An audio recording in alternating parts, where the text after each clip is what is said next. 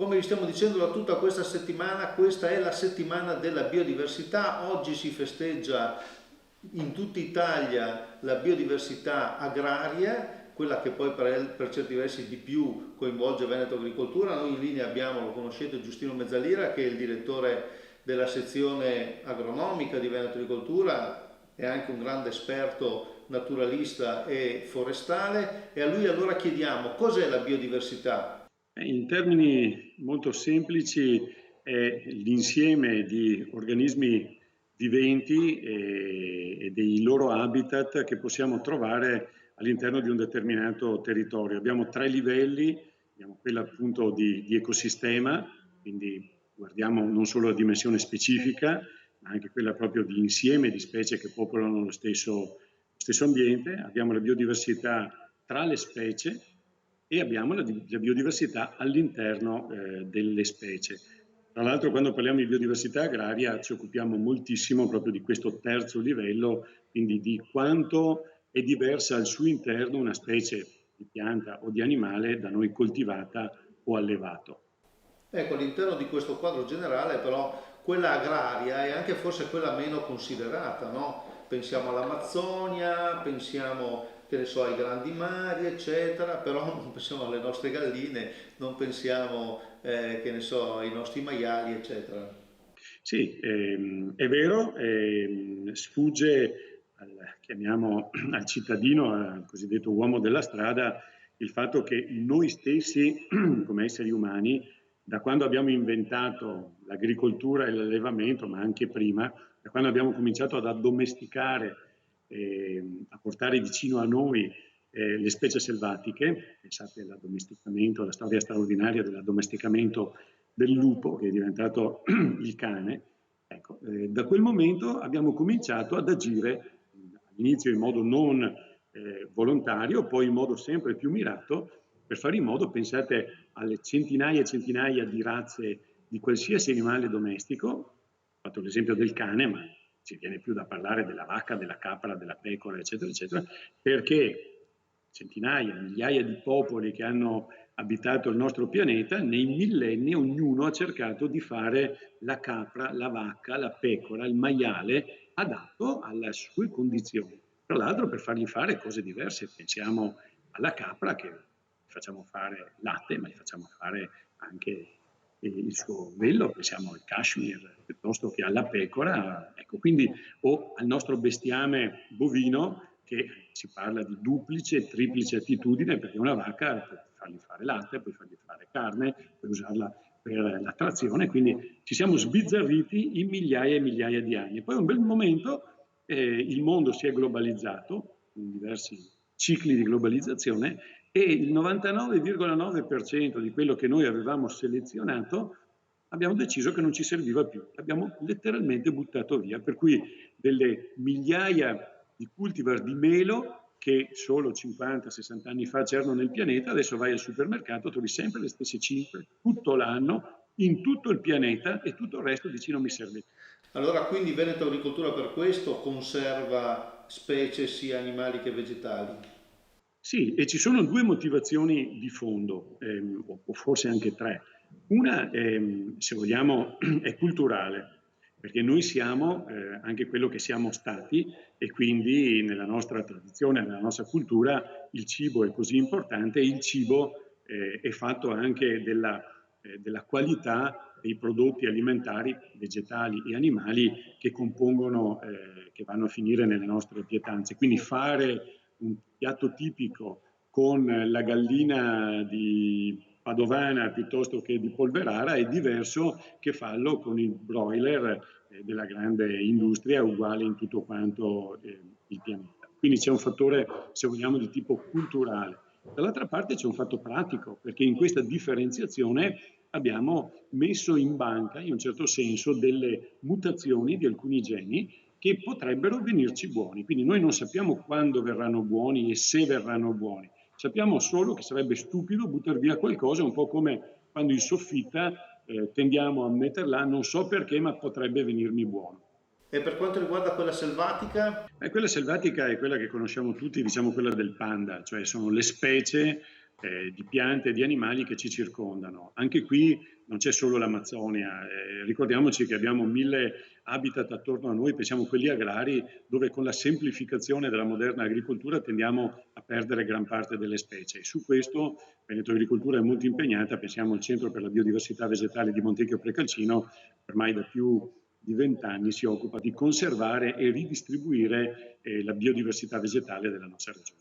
Grazie allora al dottor Giustino Mezzalira, ma vedete inquadrata Maristella Barucchello, tecnico di Veneto Agricoltura, che ha un'importante funzione, appunto quella di gestire, diciamo, l'arca di Noè che c'è nel centro di Veneto Agricoltura a Sasserami, a Ceregnano, vero Maristella?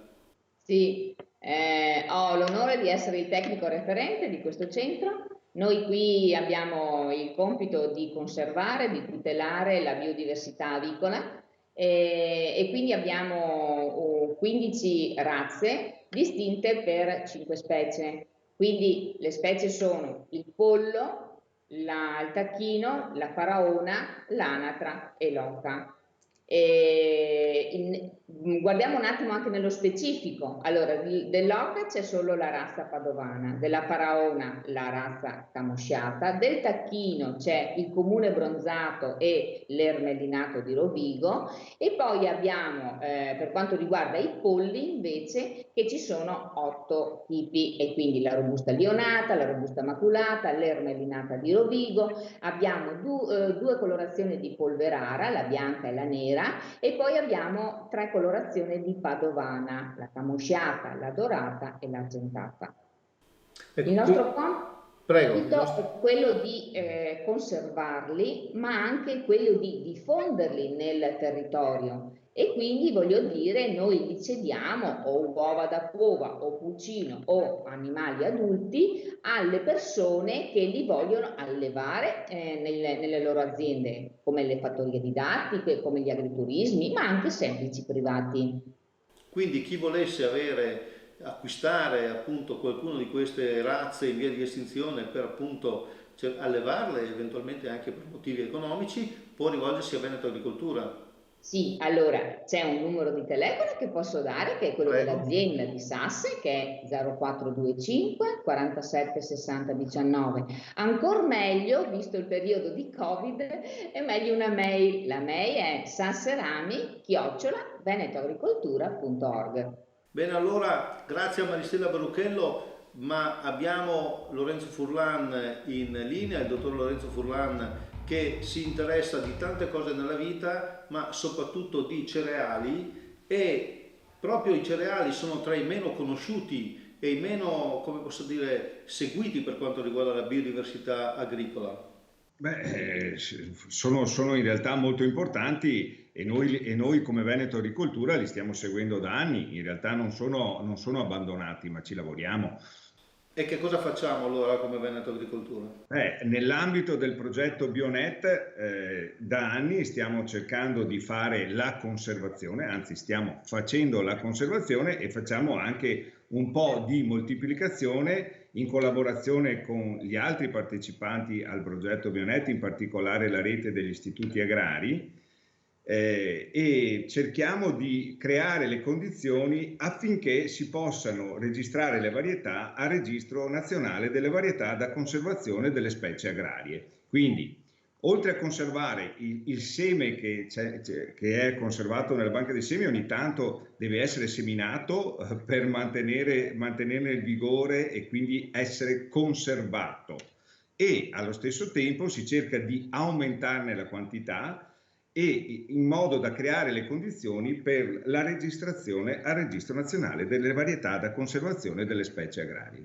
Ecco, io volevo ricordare 2 cose: che il progetto Bionet si realizza in collaborazione con la Regione Veneto, e che oggi, per chi ci mettesse solo adesso in contatto con noi, è la giornata della biodiversità agraria. Quindi, voglio dire, lei che si interessa di queste cose, come Veneto Agricoltura e su quali aziende opera per la difesa della biodiversità? Negli anni ovviamente abbiamo coinvolto tutte le aziende pilota. Quest'anno abbiamo soprattutto presso l'azienda Sasserami di Ceregnano, in provincia di Rovigo, la conservazione e moltiplicazione sia di alcune varietà di frumento e una varietà di mais, la righetta del Piave. Che sarebbe esattamente? Una vecchia varietà nostra. Con cui si faceva polenta, tanto per Sì, dire. ovviamente il destino, l'utilizzo principale di quelle varietà, visto il problema fondamentale di alimentarsi, era quello di produrre polenta.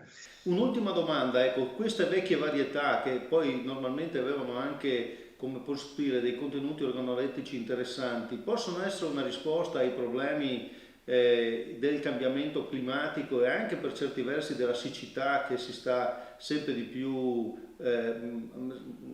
come posso dire, che sta sempre di più arrivando anche qui da noi? Beh, mi sembra che forse ci allarghiamo un po' troppo perché parliamo di numeri molto piccoli e quindi l'incidenza dell'attività su queste varietà può essere modesta.